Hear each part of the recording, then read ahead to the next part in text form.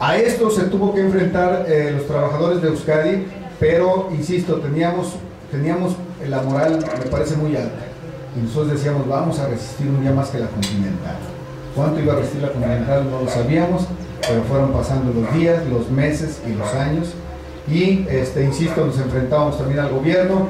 Y así se dieron 1141 días hasta que finalmente hubo una resolución que implicaba algo que era realmente histórico. Desde las épocas en que la cooperativa Pascual había asumido los bienes de la empresa, realmente yo no tenía referencia de un caso parecido. Y en diciembre del 2004 se da esta resolución, esta negociación donde la Continental, obligada por la presión de los trabajadores, por la resistencia y porque precisamente el sindicato había sacado al terreno internacional esta lucha, pues se vio obligada a negociar con los trabajadores el que los obreros asumieran el 50% de los activos de esta empresa. Estamos hablando de una de las empresas estratégicas más grandes del estado de Jalisco. Y bueno, venía ahora el verdadero reto, ¿no? Y decían incluso los funcionarios de la Secretaría del Trabajo cuando delante de Fox entregan los bienes de la empresa a los trabajadores, decían, bueno, ahora viene lo difícil, ¿eh? Porque si fue difícil realmente quedarse con la fábrica en la lucha, pues va a ser más difícil echar a volar una empresa que es de tecnología de punta y que tiene más de 3 años parada, pero no solo eso, encontrar un mercado, porque ya no podíamos tener la misma marca. Y entonces iniciamos algo que pareciera imposible, que era levantar una empresa que realmente, y el funcionario de la Continental que fue a entregar la fábrica, dijo clarísimamente ese día, vengo a entregar el muerto. Entonces, bueno, nosotros decíamos, el muerto seguramente va a dar algo de qué hablar, ¿no? Pero la verdad que no lo sabíamos. Ese asunto, compañeras y compañeros, me parece que es un parteaguas en lo que fue la lucha, porque era demostrar algo que históricamente nosotros hemos sostenido. Nosotros decimos, los obreros estamos hechos no solamente para administrar empresas de este nivel, de esta envergadura, sino también, seguramente los obreros estamos hechos para administrar la sociedad el día de mañana. Que ese me parece que es la carga histórica o la carga, el mensaje que esta lucha tiene que dar. Y por eso para nosotros es tan importante cuando nos invitan a reuniones como estas, porque realmente este tipo de historia se debe de conocer. No todo es derrota, no todo ha sido bocabajear a los trabajadores, ¿no? Ya lo vimos impunemente con el caso de Luz y Fuerza del Centro, lo vemos con los compañeros de Cananea, de Sombrerete, de Tasco. Bueno, basta, ¿no? Yo digo, la clase obrera tiene que levantar la cabeza. Tenemos que decir, ya estuvo, bueno, tenemos que decir, no vamos a aceptar las decisiones, vengan de una transnacional o vengan de capital mexicano o vengan del gobierno. Y yo creo que este asunto es lo que nosotros hoy en día venimos a compartir. Queremos decirles, así con números muy gruesos, esa fábrica que era un cadáver, como dijo el funcionario de la Continental, hasta al cierre del año pasado había producido en algo así como 6 años cerca de 18 millones de llantas. Bueno, 4 de ellas las trae aquí nuestro buen amigo Javier. Esas Starfire fueron hechas en la planta, ¿no? Es solidaridad, pero bueno, por lo menos, mira, han aguantado al compañero, ¿no? Entonces, estamos demostrando, compañeros, que y ya los compañeros que estuvieron en la planta se dieron cuenta, ahí no hay supervisores, no hay capataces, bueno, no hay patrón. ¿Y qué demostramos con eso, compañeras y compañeros? Que las fábricas, las empresas no requieren del capital, no requieren de los capitalistas que no hacen nada. Una fábrica que estaba, después, se pueden imaginar, 3 años parada, más de 3 años parada, en medio del campo, en el Salto Jalisco. Cuando nosotros entramos la primera vez a la planta, de entre las máquinas salían tejones, armadillos, lechuzas, búhos, eso es cierto. Entonces decíamos, en la que nos metimos, ¿no? Porque realmente las llantas, a lo mejor hay una falsa percepción. Mucha gente piensa que hacer una llanta es solamente inyectarle hulla a un molde. Nada más alejado de la realidad. Las llantas es un proceso de tecnología de punta que bueno, solamente los que hacemos llantas, y ojalá algún día ustedes también puedan ir allá al Salto, de verdad, les hacemos esa invitación de manera muy fraterna para que conozcan un proceso realmente autogestivo de una empresa que aspiramos dentro de muy poco a ser una empresa de calidad mundial, pero con capital de obreros, su capital de los obreros mexicanos. El año pasado nos dieron el premio a la mejor empresa exportadora de Jalisco. Y la verdad que es un orgullo, porque nosotros donde quiera que nos paramos lo sostenemos. Esta no es una empresa tradicional. Esta no es una empresa donde el capital sea lo más importante. Esta es una empresa que hoy en día tiene que ser un ejemplo. Para mí, más que hacer los 18 millones de llantas y que nos den el premio a la empresa exportadora, creo que lo más importante para nosotros es que nuestra lucha, nuestro ejemplo nuestro triunfo tiene que ser ejemplo para los trabajadores, para el proletariado, de que se puede luchar y se puede ganar. No solamente, como decía Marcos alguna vez, porque Marcos también fue a la fábrica, ¿no? Por cierto que no nos quedamos con las ganas de cobrarle lo que nosotros consideramos que no fue una atención del ZLN con nosotros, ¿no? Marcos decía, esta es la historia más hermosa que jamás ya ve que le da como ser poeta, la historia más hermosa que jamás hubiese yo escuchado e imaginado, porque ya basta de que seamos heroicos, que luchamos, pero que al final perdimos. En este caso no fue así, y nosotros le decíamos, bueno, estas palabras nos hubiese gustado mucho haberlas tenido durante los 3 años de resistencia que tuvimos, ¿no? Lamentablemente no fue así, pero hubo un reconocimiento del propio ZLN, o cuando menos Marcos, a la lucha de los trabajadores de Euskadi, y me parece que ese es lo que nosotros hoy en día venimos a compartir con ustedes. La parte final que yo quiero decir es, esta lucha se triunfa, insisto, por la resistencia de los trabajadores, por la gran solidaridad que hubo de los propios compañeros y de las familias, porque hubo una dirección probada, compañeros, y esto me parece que es muy importante. ¿Qué pasa generalmente en los movimientos cuando hay cierta resistencia? Pues lo más fácil y lo más sencillo es corromper a la dirección. En este caso también se intentó, pero la verdad es que nosotros lo que planteamos es la lucha tiene que terminar de una manera distinta. Hubo un intento de soborno, de corrupción para la dirección del sindicato de $1 millón, y aquí está Enrique, que también estuvo ahí. Enrique me decía, pues, que es $1,5 millones, ¿no? No, la verdad es que no, la verdad es de que esa es la parte que tiene que ver con el tema de la dirección.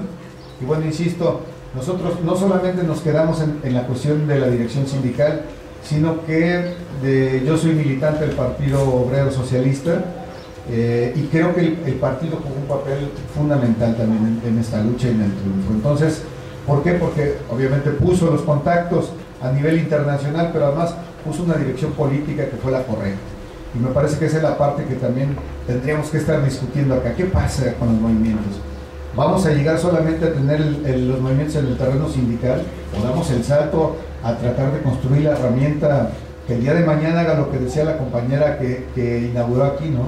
¿Cómo hacemos la revolución? Bueno, la revolución se tiene que hacer con una dirección probada, y yo creo que eso es lo que tenemos que estar preparando en esta casa de estudios, y por qué no el día de mañana estar hablando de otro nivel de lucha, ¿no? Yo quisiera, más que relatar los hechos, quisiera, digamos, comentarlo a un nivel más conceptual, porque yo creo que la huelga de Euskadi deja importantes lecciones que sí sería importante que ustedes conocieran, y que los invitaremos a comentarlos, a debatirlas. Pero en realidad, dice Chuy, bueno, aquí él decía hace rato, no tenemos mucha teoría, pero tenemos práctica, ¿no?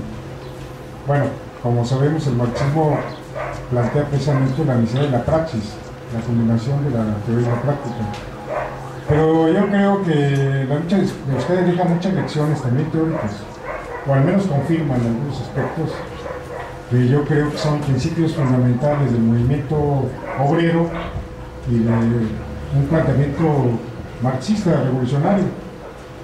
Digo, para empezar, tenemos que considerar que también nos estamos refiriendo a una organización un tanto peculiar en el país. Pero bueno, decíamos, primero tomar en cuenta las características de esta organización, 70 años de lucha independiente. Jesús daba ese ejemplo de que el sindicato había apoyado la Revolución Española. Y eso, ¿cuántos sindicatos mexicanos pueden comentarlo? ¿Sí? De manera activa. Claro, ha habido organizaciones que han apoyado distintos procesos en Centroamérica y en otros lugares. Pero bueno, estamos hablando de los años 30. Y en realidad el sindicato de Euskadi, digamos, fue parte de las organizaciones convocantes, de los iniciadores de la CTM. Porque en ese aspecto habrá que estudiar la historia y nos daremos cuenta que la CTM pues, no siempre fue charra como ahora. Incluso nace por iniciativa de organizaciones obreras y fundamentalmente comunistas. Y el sindicato de Euskadi tiene una gran influencia comunista. De hecho, fue formada por obreros comunistas y por eso tiene unas características tan particulares, porque era sumamente combativo y solidario. Y esto que decía Jesús es solamente un ejemplo.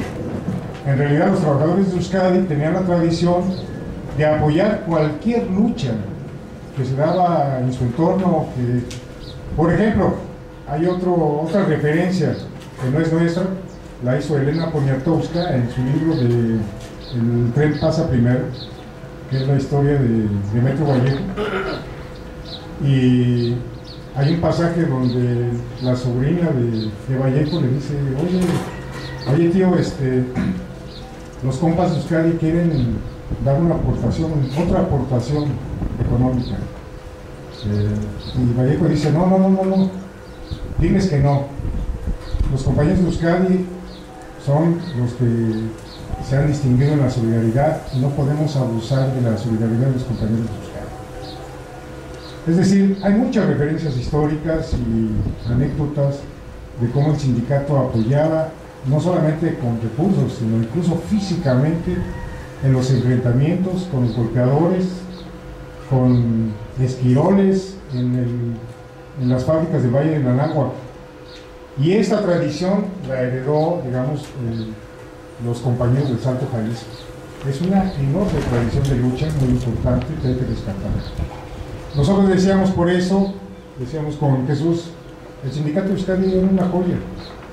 Un sindicato que además en 1959 corrió a Fidel Velázquez de una asamblea diciéndole, no es digno de estar en una asamblea de trabajadores, es un traidor a la clase obrera, fuera Fidel Velázquez. Bueno, imagínense la escena, en los años dorados del chavismo sindical, y que un sindicato diga, fuera de aquí, es un traidor. Entonces, a esa tradición nos referimos. Sí, por favor. Entonces, yo diría algunos principios que se aplicaron en la huelga de Euskadi. Bueno, para empezar, la democracia obrera, porque no había acción del sindicato que no aprobara la Asamblea General.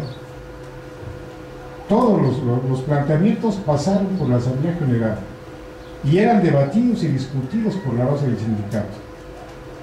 Desde la decisión del estallido de la huelga, de la caravana que realizamos a un mes de cerrada la planta, a nivel nacional, hasta el tema de las negociaciones, en donde la Asamblea nombra una comisión, el asunto de ir a Europa, todo pasó por la decisión de los compañeros.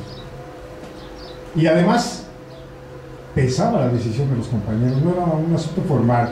Por ejemplo, este tema que toca Jesús, la Continental ofreció $1 millón a la dirección del sindicato por sacar 74,000 llantas que había en el almacén. Y decía, si no las sacamos ahorita, las vamos a tener que destruir, porque tienen una caducidad las llantas. Les ofrecemos $1 millón. Entonces, el representante de la empresa decía, pues ahí ustedes saben cómo lo distribuyen. O sea que los que estábamos nos podíamos distribuir ese dinero y pues se acabó y pues nada más sacamos las llantas y listo, ¿no? Pero bueno, acá la cosa es que uno sabe que la asamblea está pendiente de lo que estás haciendo.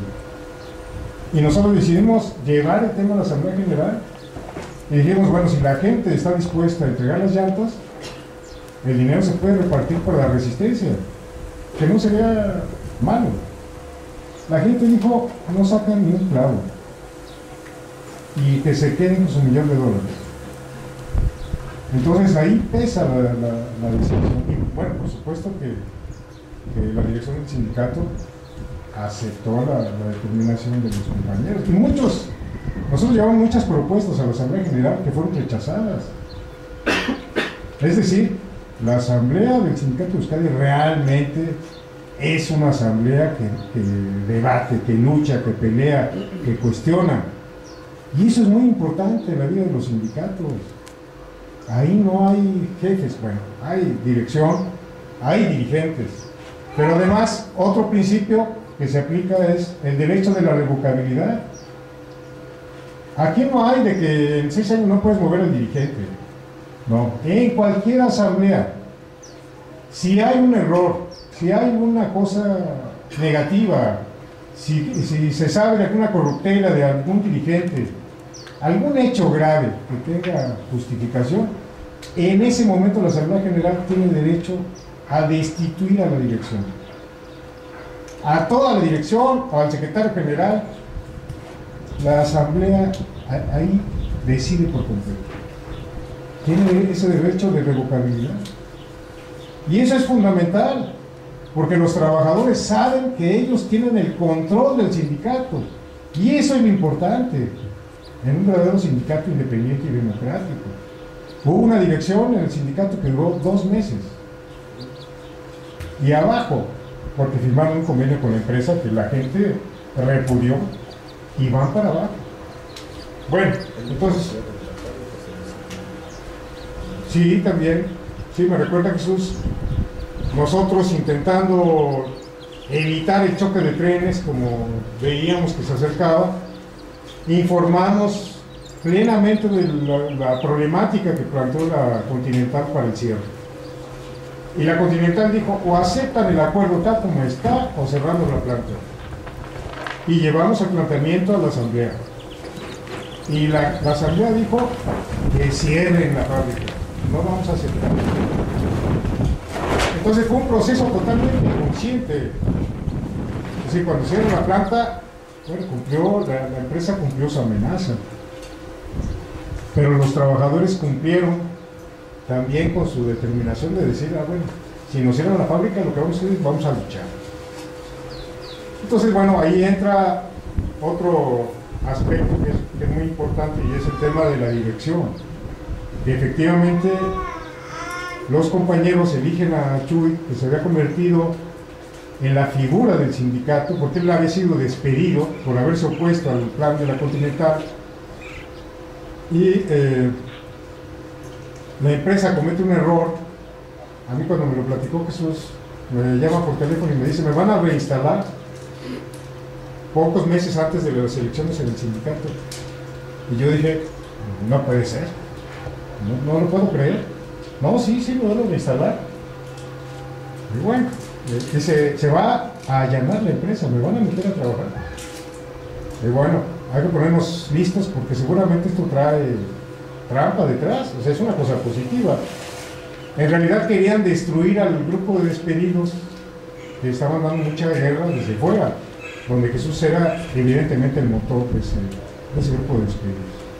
Entonces el tema de la dirección también es fundamental, porque los compañeros, la empresa comete ese error, reinstala a Jesús, y entonces de inmediato los compañeros dicen, pues ¿quién a la Secretaría General? El grupo rojo dice, había varias corrientes, pues Chuy Torres, por supuesto. Pero la empresa dice, bueno, si votan por Chuy Torres, cierro la planta.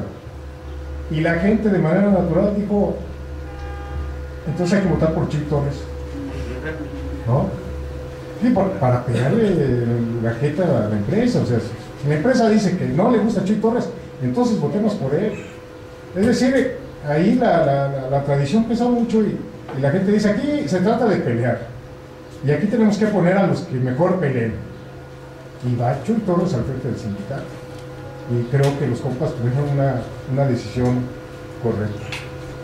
Bueno, pero también planteamos el tema, por ejemplo, del internacionalismo proletario, ya lo decía Chuy.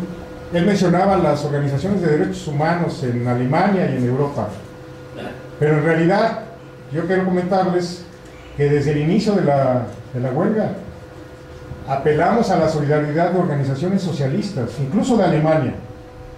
La fábrica cerró el 16 de enero del 2001. En enero del 2002 ya se estaba repartiendo un volante en la fábrica de Hannover, en Alemania, traducido al alemán, enviado por el sindicato, por compañeros solidarios socialistas de Alemania, que viajaron hasta Hannover con un clima terrible a repartir el volante en la puerta de la fábrica. Y entonces la gente del sindicato decía, ¿cómo lo hicieron? ¿No? Bueno, ese pequeño secreto se llama solidaridad internacional, el internacionalismo prioritario. Y entonces nosotros nos apoyamos con las organizaciones socialistas europeas, con la Liga Comunista Revolucionaria de Francia, con la que tenemos quizás divergencias, pero que fue muy solidaria, ¿no? Con la Liga Comunista Revolucionaria de España, con grupos como Derechos para Todos de España, que hoy hay compañeros que militan en la izquierda capitalista. En fin, sería largo enumerar, pero realmente recibimos mucha solidaridad de organizaciones socialistas y de sindicalistas de izquierda, que fueron los que nos conectaron con los accionistas críticos de Alemania.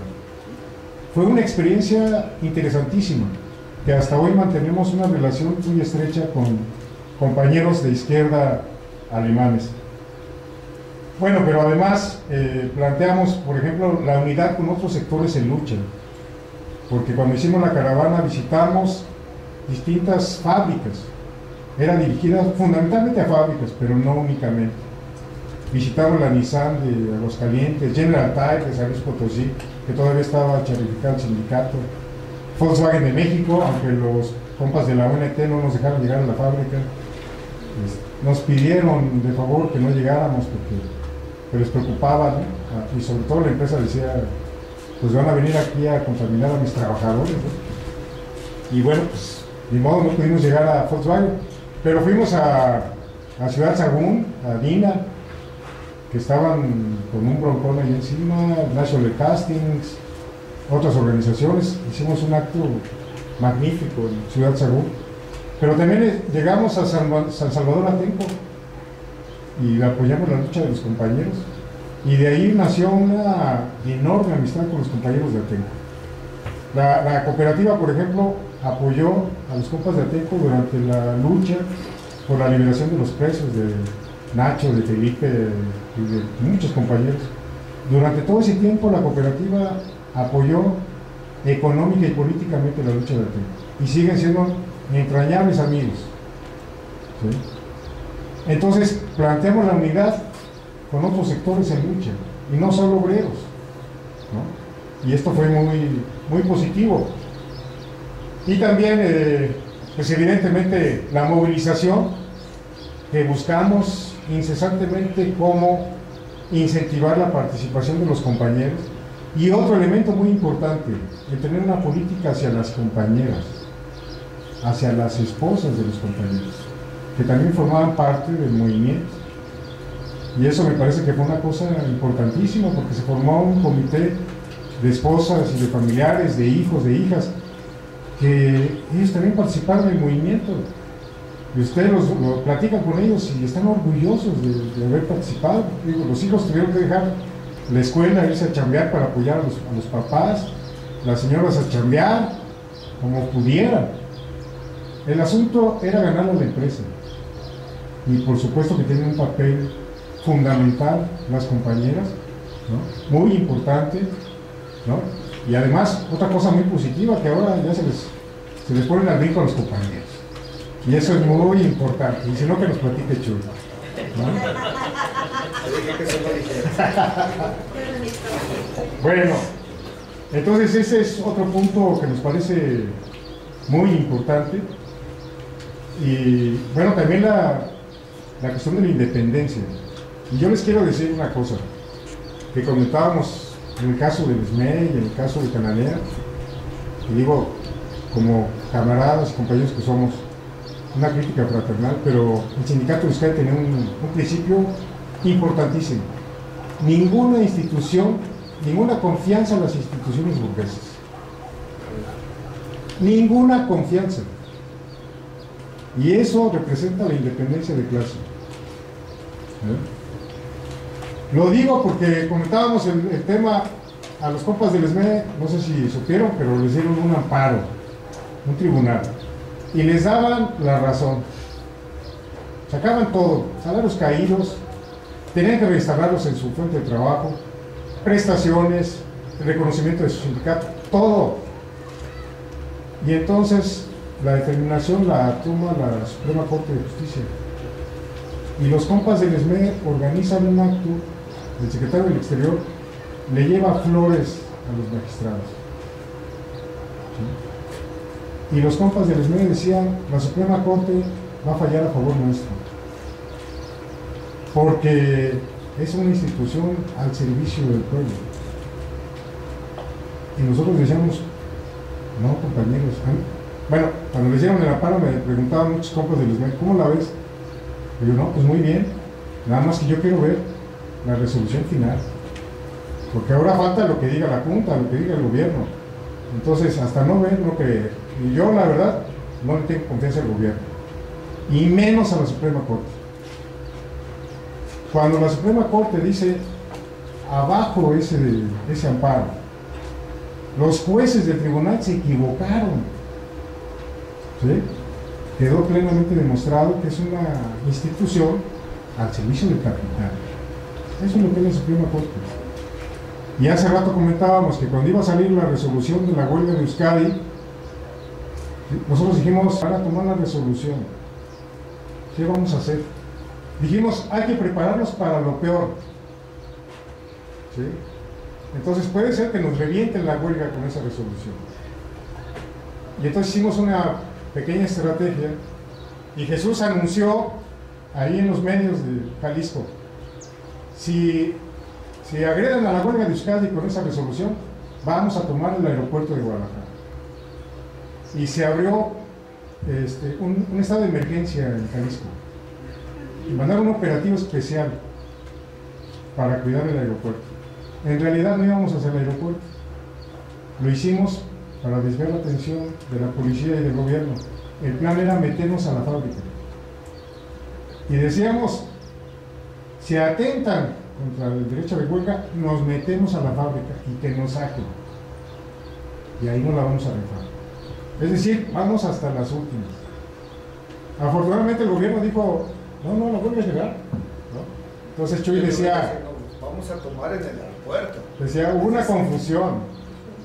Creyeron que íbamos a tomar el aeropuerto, no, íbamos a tomar en el aeropuerto. Nos echamos unas penas. Esto no fue broma. No, pero en realidad sí se puso interesante y sí fuimos a tomar al aeropuerto, ¿no? Pero en realidad sí teníamos esa intención, esa determinación. ¿Por qué? Porque no le teníamos confianza a la Junta Federal ni al gobierno. Y eso es muy importante para el movimiento obrero, recuperar estos principios.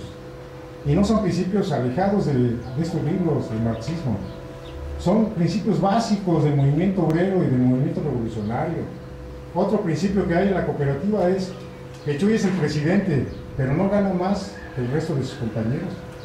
Y esa es una norma leninista, no sé si la conocían, pero Lenin decía, aquí en el partido bolchevique nadie puede ganar más que un obrero calificado, porque había compañeros que recibían salario del partido, ¿sí? Y entonces nosotros tenemos esa norma en la cooperativa, y los dirigentes no pueden ganar más que el resto de sus compañeros. Entonces, por eso la cooperativa Tradoc se mantiene como una cooperativa muy productiva y exitosa, pero también como una cooperativa democrática, como una cooperativa solidaria, ¿sí? Como una cooperativa que realmente participa en el movimiento a nivel nacional. Entonces, bueno, es un esfuerzo muy importante, me parece es una victoria que sí hay que conocer, ¿sí? Pero que detrás de todo eso están estos principios que son fundamentales, que hay que conocer y hay que llevarlos a la práctica, y esa es la praxis, y es un aspecto marxista. Entonces me parece que efectivamente aquí la participación política de militantes como Jesús, que cayeron sobre sus espaldas la principal responsabilidad de todo este asunto, es fundamental, pero de ser un militante revolucionario, socialista consciente, y entonces está al frente de un sindicato cumpliendo una misión muy importante.